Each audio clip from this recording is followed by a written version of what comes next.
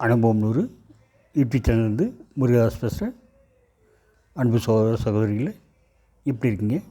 நல்லா இருக்கீங்களா? நிகழ்ச்சி போங்களா? இன்றைக்கி நம்ம எபிசோடில் பார்க்க போகிறது கனவில் கண்ட காட்சி நிஜத்தில் நடக்குமா. என்னுடைய கேஸை பொறுத்தவரை ஃப்ரேம் பை ஃப்ரேமாக அப்படின்னு நடத்திருக்குங்க. அது உங்கள்கிட்ட பகிர்ந்துக்கிறேன்.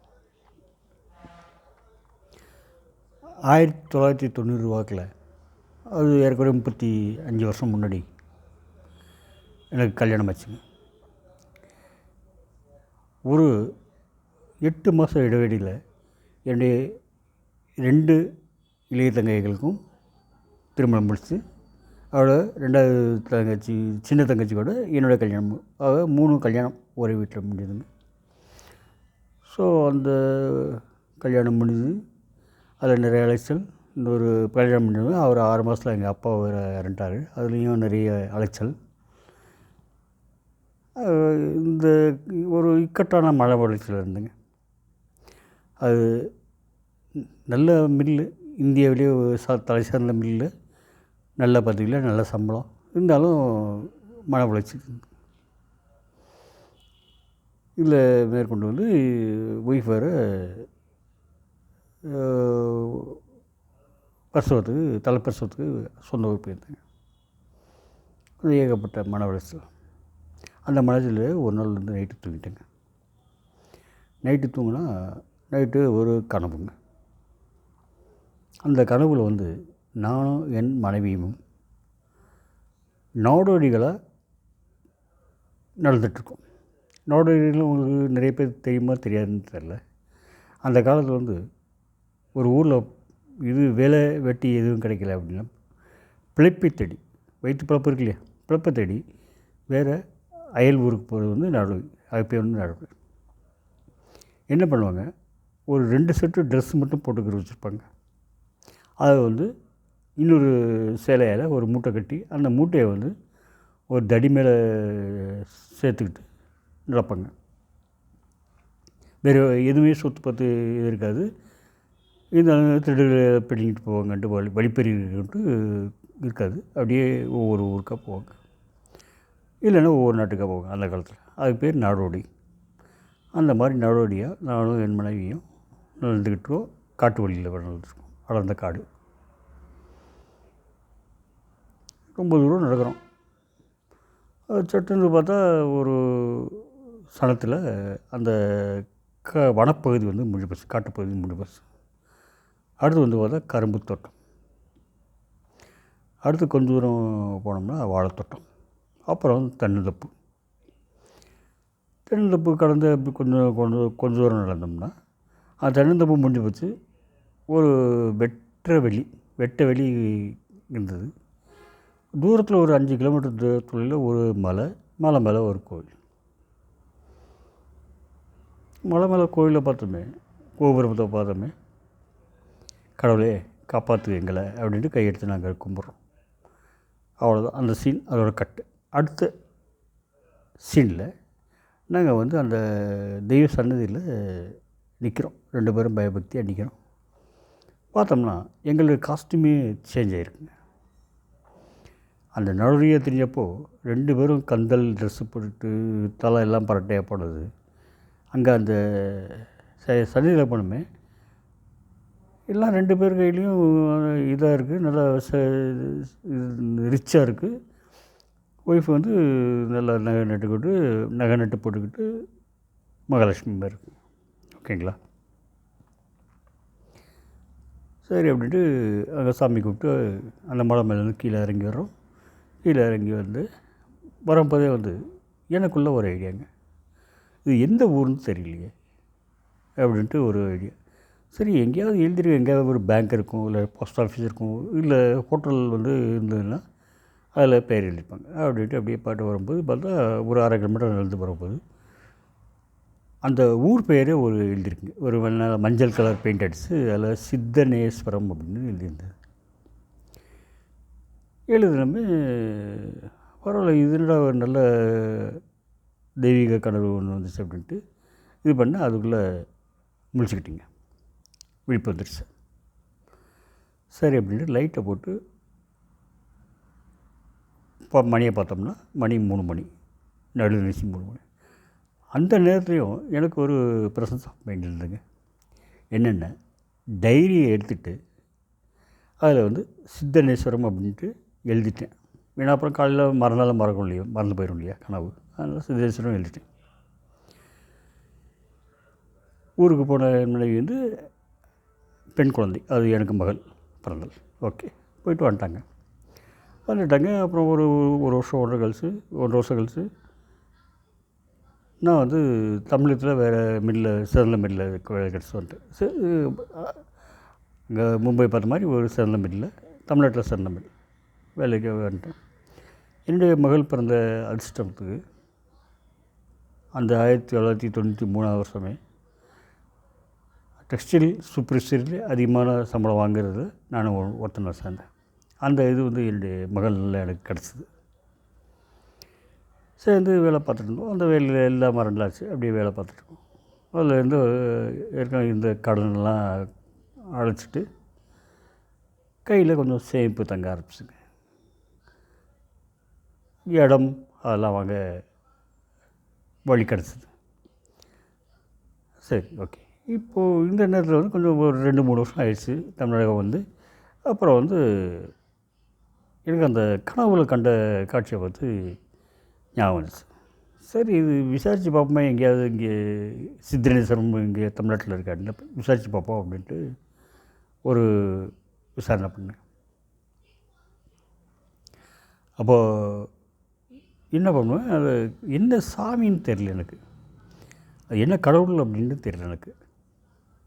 விநாயகரா, முருகனா, சிவனா, திருப்பதியா என்னென்னு தெரியல. அந்த கனவுகளுக்கு பார்க்க முடியல. சரி, அப்படியே சித்தனேஸ்வரம்னு இருக்கிறனால இது சிவன் கோயில் தான் இருக்குது அப்படின்ட்டு சிவன் கோயில் போகிற பாடலாம் வந்து அங்கே உள்ள சிவாச்சாரியார்கிட்ட விசாரிப்பேன். ஆனால் அவங்களுக்கு எங்கே இருக்குதுன்னு சொல்ல தெரியல. எல்லா கோயிலும் திண்டுக்கல், மதுரை, கோயில்பட்டி எல்லாத்தையும் விசாரிச்சிருக்கேன், சொல்ல தெரியல. அப்போ வந்து பார்த்திங்கன்னா சன் டிவியில் மர்ம தேசம்னு ஒரு நாடகத்தோட ஒன்று வந்துட்டு, சீரியல் வந்துட்டு இருந்தது. அதில் வந்து சித்தேஸ்வரம் அப்படிங்கிற ஒரு வார்த்தை வரும், இது வரும். அது வந்து சரி அப்படின்ட்டு எனக்கு தெரிஞ்ச ஃப்ரெண்ட்ஸுக்கிட்ட கேட்டால் யாருக்கும் சொல்கிறதில்ல. ஒரு ஃப்ரெண்டு வந்து இளம்பிள்ளை அப்படின்ட்டு, சேலம் பக்கத்தில் இளம்பிள்ளைன்னு ஒருத்தர் ஒரு சொந்த ஊருக்கார். அவர்கிட்ட இது நான் கண்ட பலனும் அப்புறம் மர்மதேசம் அதை பற்றி சொல்கிற பிறகு 2 சம்பளம் பற்றி சொன்ன பிறகு, சார் நீங்கள் சொல்கிற ஐடென்டிட்டி வந்து அப்படியே எங்கள் ஊர் பக்கத்தில் இருக்குது அங்கே, ஆனால் சித்தனேஸ்வரம்னு இல்லை, சித்தேஸ்வரம்னு இருக்குது. நீங்கள் ஆனால் போய் பாருங்கள், சப்போஸ் உங்கள் இப்போ கனவுல கண்ட அதே ஊரா அப்படின்ட்டு பார்த்துங்க சார் அப்படின்ட்டு அவர் ஒரு நல்ல ஐடியா கொடுத்தார்.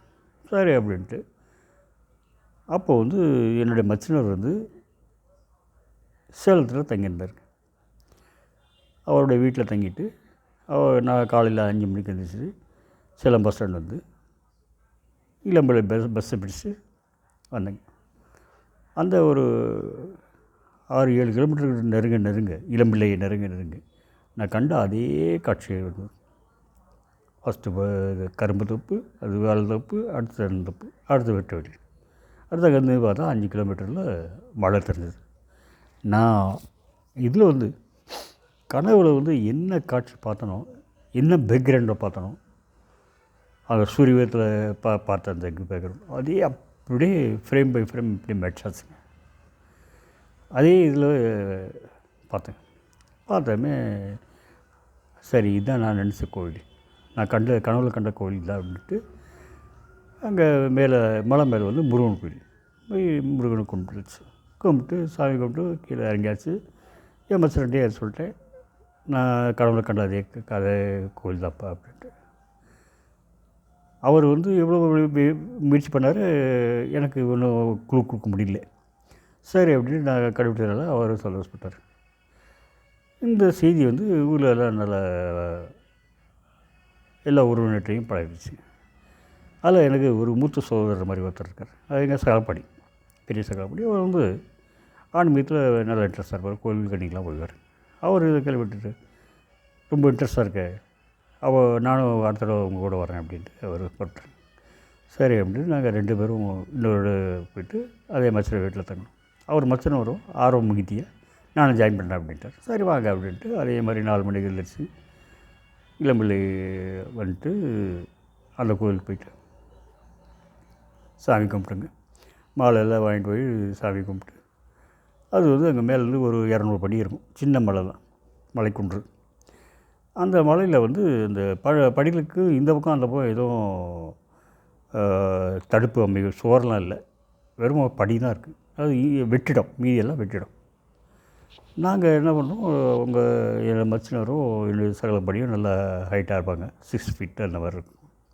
நான் வந்து 5 கால் அடி இருப்பேன். ஓகே, அப்போ எனக்கு வந்து பல தட்டு என் கையில் இருக்குது. 2 பேரும் பாடி கார்டு மாதிரி வந்துட்டுருக்கேங்க. வந்து நாங்கள் அப்படியே படிகளை மெல்ல மெல்ல மெல்ல இறங்கிட்டுருக்கோம். பார்த்தீங்கன்னா அது படியில் கீழே இருந்து ஒரு குரங்கு, ஆண் குரங்கு, நல்லா தடிசாக இருக்குது, உயரமாக இருக்குது, ஜைஜென்டிக்காக இருக்குது. அது என்ன பண்ணுது, கையை நீட்டிக்கிட்டு அப்படியே வரும் மேலே நோடி. அது வேறு எங்கேயும் போகிற மாதிரிலாம் தெரியல, எங்கள் நோக்கி தான் வருது. நாங்கள் ஓடவும் முடியாது, ஒளியவும் முடியாது, வேறு அந்த மாதிரி ஒரு சூழ்நிலை. அவர் எங்கள் சகலப்படின்ட்டு நீங்கள் வந்து தட்டை வந்து கொடுத்துருங்க, குரங்கு அதுதான் கேட்குது, கொடுத்துருங்க அப்படின்ட்டு சொன்னார். சரி அப்படின்ட்டு தட்டை கொடுத்தாச்சு. அந்த குரங்கு வந்து தட்டை கொண்டு போய் பக்கத்தில் ஒரு சாம்பாடு சோறு இருக்குது, அங்கே போய் உட்காந்து அது வேண்டியது பழமும் தேங்காயும் அது சாப்பிட்டு மீதி பூவெல்லாம் அங்கே வச்சுட்டு தட்டோட வச்சுட்டு கிளம்பிடுச்சு. அது சகலப்பாடு சொன்னார், இது நல்ல சகுனங்க, உங்களுக்கு வந்து ஒரு சுபிச்ச வாழ்க்கைக்கு நல்ல சகுனம், ஆண் குரங்கு வந்திருக்காங்க, நிச்சயம் அவங்களுக்கு வந்து ஆண் குழந்தை பிறக்கும் அப்படின்ட்டு ஒரு இதில் சொன்னார், அவருடைய அனுபவத்தில் சொன்னார். சரி அப்படின்ட்டு மறந்தாச்சு. கொஞ்ச நாளில் வந்து இன்னும் 1 வருஷத்தில் எனக்கு வந்து 2வது குழந்தை, ஆண் குழந்தை பிறந்துச்சு. இப்போ வந்து ஆண் குழந்தைக்கு பேர் வைக்கணும். நான் வந்து சித்தனேஸ்வரம்ங்கிற இதை பார்த்தோன்னா சித்தனேஸ்வரர் அப்படின்ட்டு வைக்கலாம். அப்புறம் எல்லோரும் கலந்ததில் சித்தனேஷ்ங்கிறத விட சிவனேஷ் அப்படின்னு வைங்க, சிவனேஷ் பாபுன்னு வைங்க. சித்தனேஸ்வரங்கிறது ரொம்ப கொஞ்சம் பழைய பேராக இருக்குது, புது பேரை வந்து சிவனேஷ்னு வைங்க. சரி அப்படின்ட்டு சிவனேஷ். ஸோ அந்த சிவனேஷ் பாபு பிறந்த நேரம் எனக்கு சொந்த வீடு படுறது, நிலம் இருந்தது, எல்லாமே வசதி வாய்ப்பு வந்துச்சு. இப்போ அவர் வந்து சாஃப்ட்வேர் பிஇ படித்து சாஃப்ட்வேர் இன்ஜினியராக இருக்கார், நல்ல சுகமாக இருக்கார். ஸோ இது எனக்கு இன்னும் நிறைய கனவு கண்டுருங்க. அப்படியே வந்து கனவு வந்து படத்தில் வந்து ட்ரெய்லர் காட்டுவாங்க இல்லையா, அதே மாதிரி அப்படியே ஃப்ரேம் பை ஃப்ரேம் படிச்சிருங்க. மீதி கனவெல்லாம் அடுத்த எபிசோடில் பார்ப்போம். நன்றி, வணக்கம்.